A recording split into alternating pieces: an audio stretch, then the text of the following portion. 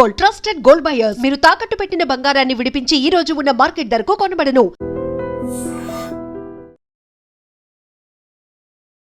So ఇప్పుడు జాతిపితకి నోటీసులు ఇచ్చారు. జాతిపిత మీద కక్షపూరితంగా రాజకీయంగా కుట్రలు చేస్తున్నారు అనే మాటని సీఎం రేవంత్ రెడ్డి ఖండిస్తున్నారు. ఆయన ఇట్లా జాతిపిత అవుతారు అనేది మీకేమనిపిస్తోంది సార్? ఎవరు జాతిపిత?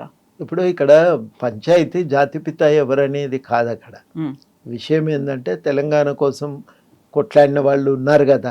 జేఏసీ ఉంది, జేఏసీకి ఉన్న కన్వీనర్ ఉన్నాడు. మరి వీళ్ళందరి మీద మీరు ఆడ చెప్పిన విషయం ఏంటంటే ఆ సమయంలో మరి తెలంగాణ కోసం కొట్లాడిన దాంట్లో వాళ్ళు ఉన్నారు కదా, వాళ్ళ పాత్ర ఉంది కదా. మరి అటువంటి వాళ్ళ మీద మీరు కేసు ఎట్లా పెట్టిండ్రు? ఇంటికి పోయి తలుపులు పగలగొట్టి అరెస్ట్ చేసి మీరు కేసు ఎట్లా పెట్టిండ్రు అనేది ముఖ్యమంత్రి గారు అంటున్న మాట. మీరు తెలంగాణ ఉద్యమంలో ఉన్న వాళ్ళ మీద కేసు పెట్టొద్దు అంటే కోదండరామ్ ఇంటి మీద కూడా దాడి చేసి ఉండాల్సింది కాదు కదా, ఆయన మీద కూడా కేసు పెట్టాల్సింది కాదు కదా. అప్పుడు మీరు ఎట్లా చేయగలిగినారు ఈ పనులన్నీ? మీరు చేస్తే ఒకటి, ఇతరులు చేస్తే ఇంకొకటి అని మీరు మాట్లాడటమే అది కరెక్ట్గా లేదు.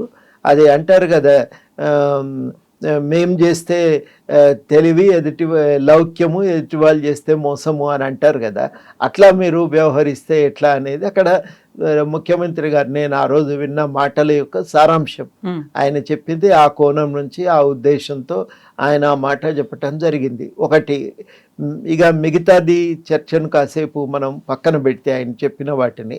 రెండవది ఏంటంటే తెలంగాణ కోసం కొట్లాడిన దాంట్లో అందరం కూడా కొంచెం పెద్ద దిక్కుగా జయశంకర్ గారిని చూస్తాం. ఇప్పుడు వాస్తవానికి 69 ఉద్యమంలో కీలక పాత్ర పోషించిన వాళ్ళే మలిదశ ఉద్యమానికి వాళ్ళు దాన్ని మళ్ళీ జీవం పోయటానికి పూనుకున్నది, ప్రయత్నం చేసింది, దాన్ని మళ్ళీ లేపటానికి ప్రయత్నం చేసింది వాళ్ళు.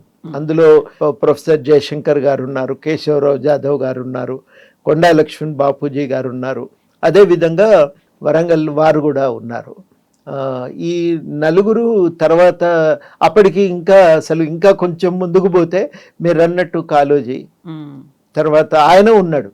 96 నుంచి 2004 వరకు జరిగిన, ఆయన చనిపోయింది సంవత్సరం నాకు సరిగ్గా గుర్తుకు లేదు, కానీ ఆయన చనిపోయే వరకు ఆయన కూడా తెలంగాణ ఉద్యమ ముందుకు నడిపించటానికి, ఆయన జరుగుతున్న అన్ని ప్రయత్నాలకు ఊతమీయటానికి ఆయన తన వంతు కృషి చేశాను. ఈవి పద్మనాభన్ గారు ఒక ముఖ్య పాత్ర పోషించారు. పర్వతనేని ఉపేంద్ర గారికి టికెట్ ఇస్తే దాన్ని నిరసిస్తూ ఆయనకు వ్యతిరేకంగా విస్తృతంగా ప్రచారం చేసి ఆలయ నరేంద్రను గెలిపించటంలో అప్పుడు తెలంగాణ వాదులు ఒక కీలక పాత్ర పోషించారు. అక్కడి నుంచి మొదలవుతుంది పరంపర.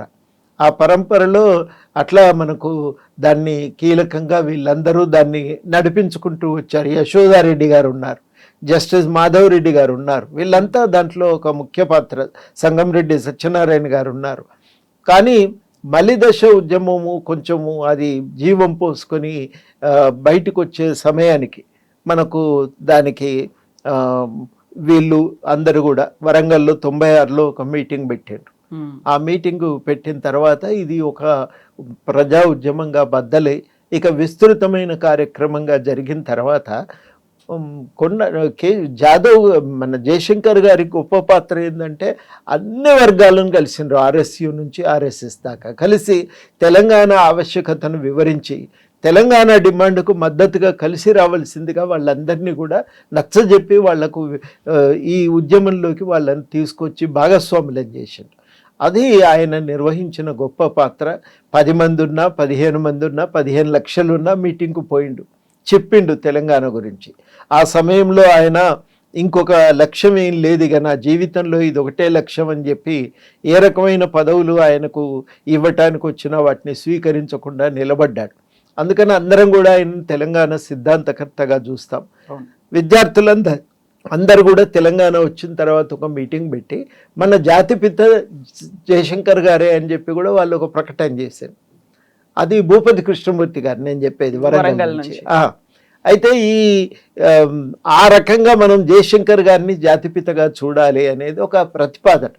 అందరం కూడా మేము తెలంగాణ సిద్ధాంతకర్తగా, ఒక ఆధ్యునిగా, దీనికి జీవం పోసినటువంటి వ్యక్తిగా ఆయన పాత్ర అంటే ఒక అపారమైనటువంటి గౌరవము, దాన్ని అందరం కూడా చాలా సీరియస్గా తీసుకుంటాం. ఇది ఉన్న వాస్తవం. ఇది ఉన్న వాస్తవం. ఒకటి. రెండు, కేసీఆర్ గారి పాత్రను ఎవరు తక్కువ చేయటం లేదు, కానీ చాలా కీలకమైందంటే పదే పదే ఈ తెలంగాణ వ్యక్తిగతమైన అవసరం వచ్చినప్పుడు తెలంగాణ అంటున్నారు, సమిష్టి ప్రయోజనాల కోసం పరిపాలన వచ్చినప్పుడు తెలంగాణను పక్కన పెడుతున్నారు. మీరు చూడండి, తెలంగాణ రాష్ట్ర ఏర్పడ్డ తర్వాత ఇక ఉద్యమం అయిపోయింది, ఇంకెక్కడి తెలంగాణ?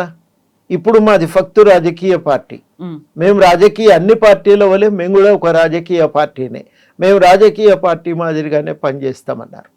అప్పుడు తెలంగాణ ఆకాంక్షల్ని మనం సాధించవలసిన కర్తవ్యం మన మీద ఉంది అని ఆ తెలంగాణ ఉద్యమ ఆకాంక్షల సాధనే లక్ష్యంగా సాగుతాం, ఆ ఉద్యమం కోసం పనిచేసిన వాళ్ళని గౌరవిస్తాం, వాళ్ళందరికీ కూడా గుర్తింపునిస్తాము అనే ప్రయత్నం చేయలేదు, ఎప్పుడూ చేయలేదు ఆ ప్రయత్నం.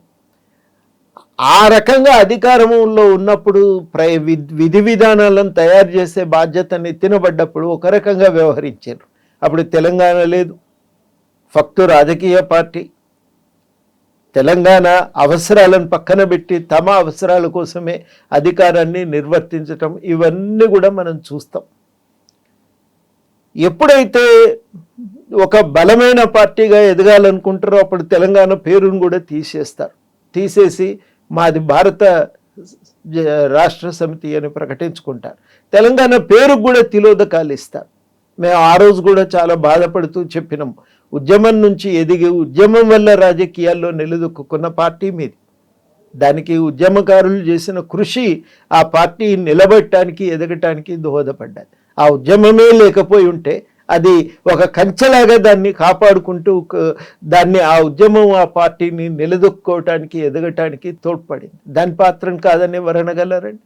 అంతటి కీలకమైన పాత్ర పోషించి పార్టీ ఎదుగుదలకు దానికి రాజకీయంగా జీవం పోసినటువంటి పార్టీ ఇవాళ అధికారంలోకి వచ్చిన తర్వాత తెలంగాణ లేదు, తెలంగాణ అవసరం లేదు, తెలంగాణ పేరు కూడా వద్దు, మాది భారత రాష్ట్ర సమితి అని చెప్పుకొని మీ మీద కేసు పెట్టగానే మళ్ళీ తెలంగాణ అని అప్పుడు గుర్తుకొచ్చింది. ఇది ఎక్కడి పద్ధతి? ఇది ఎంత అన్యాయం ఇది?